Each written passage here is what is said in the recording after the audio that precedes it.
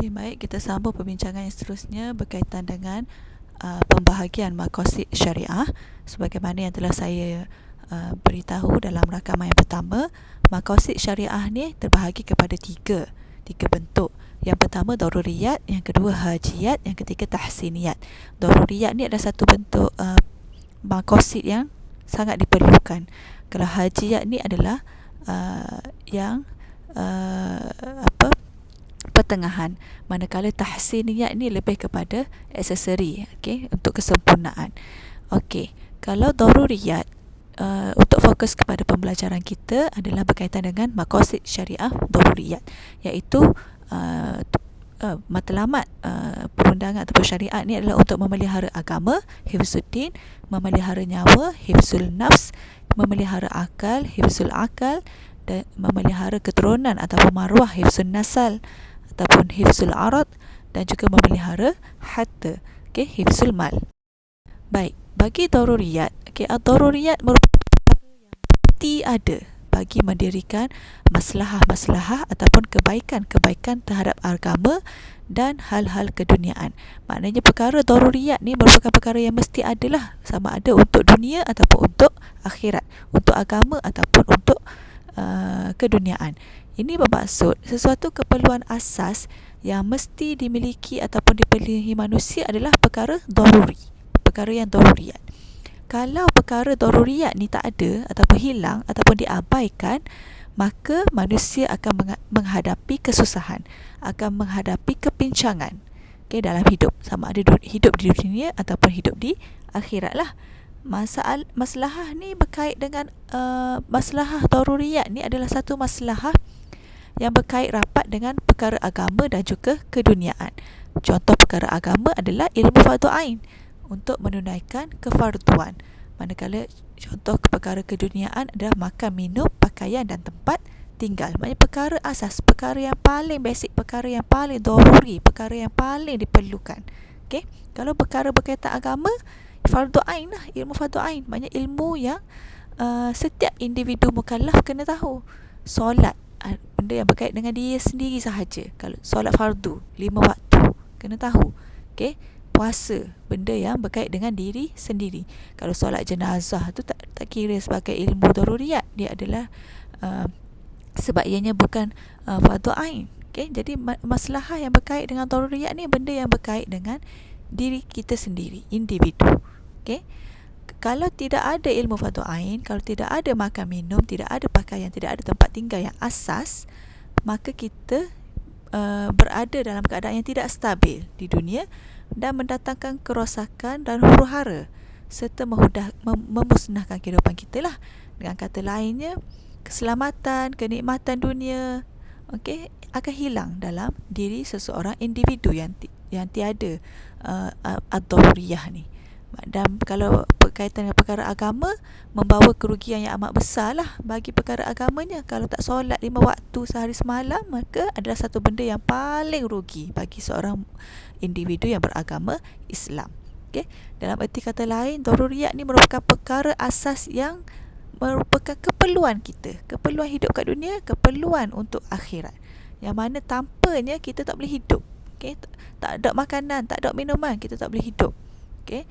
Tak ada ilmu agama, terutama berkaitan dengan fardu ain, kita tak boleh semayang. Kita tak semayang, akan menerima azab di akhirat nantilah. Okay? Namanya tak bahagia hidup di dunia, tak boleh hidup juga di akhirat sana.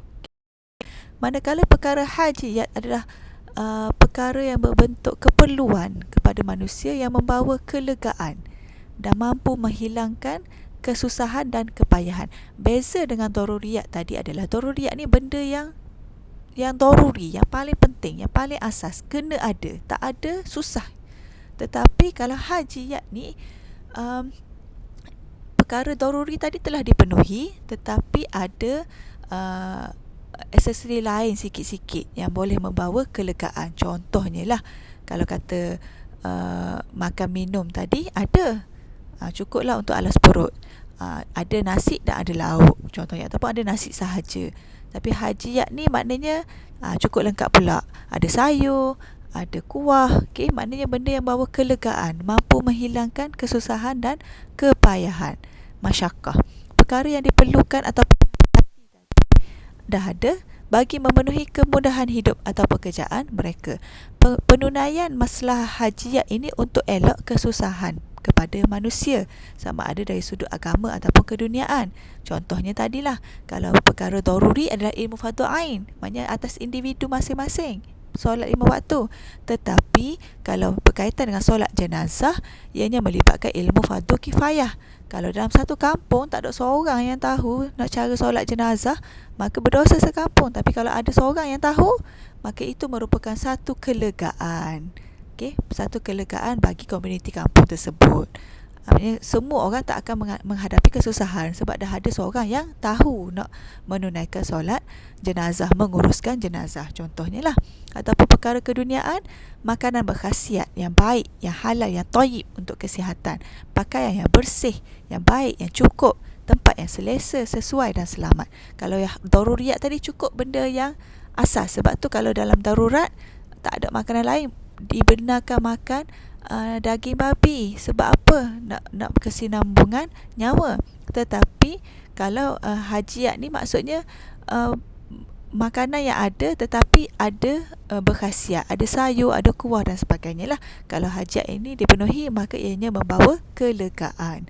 Okay, apabila tidak ada perkara-perkara hajiat ini, maka individu ataupun masyarakat ni akan sukar. Tapi tidaklah sesukar kalau tak ada dalam tahap daruriyat tadi. Okay, sebab kalau dalam daruriyat tadi, kalau tak ada makan, tak ada minum, maka binasa. Okay, boleh bawa kematian dan sebagainya.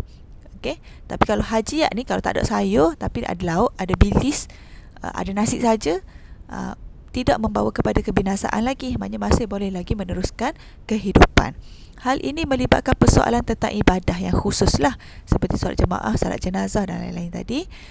Juga melibatkan adat kebiasaan, urusan muamalat seharian dan juga perkara-perkara berkaitan jenayah. Ini termasuk dalam perkara-perkara hajiat.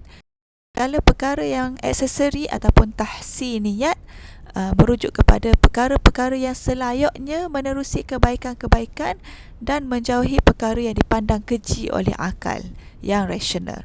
Okay, keperluan bagi kesempurnaan hidup manusia. Ia merupakan sesuatu yang diinginkan oleh manusia bagi menjalani hidup yang sempurna. Contohnya, kalau rasa macam nak ikut trend-trend, makan McD, makan KFC, makan minum kat Starbucks dan sebagainya, benda tu adalah lebih kepada tahsiniyat. Boleh je kan beli ayam goreng sendiri, boleh je buat burger sendiri ataupun beli burger di stall-stall jalanan. Okay, kopi pun boleh minum kopi yang murah-murah. Tapi kalau pilihan untuk sebagainya, ia adalah lebih kepada tahsiniyat, benda yang aksesori. Okay, dari sudut agama, kemudahan untuk meningkatkan amalan beragama seperti wang untuk sedekah dan amal jariah, menunaikan umrah dan lain-lain.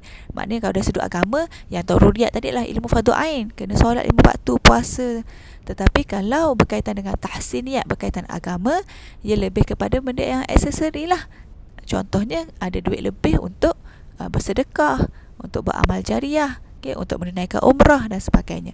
Dari sudut keduniaan, perkara tahsiniyat melibatkan makanan yang lazat, pakaian yang cantik. Okay, baju ada dah, tapi nak pergi upah sulam, nak pergi upah jahit manik. Okay, maknanya ia ada unsur-unsur tahsiniyat, unsur-unsur nak mencantikkan, nak aksesori. Okay, tempat yang selesa dan indah dan sebagainya lah. Jadi hal ini terangkum dalam maksud kemuliaan akhlak juga. Okay, perkara tahsiniyat juga merangkumi perkara-perkara berkaitan dengan kemuliaan akhlak. Okay, ini untuk rakaman yang kedua berkaitan dengan daruriyat, hajiat dan tahsiniyat. Kemudian kita sambung kepada rakaman yang ketiga.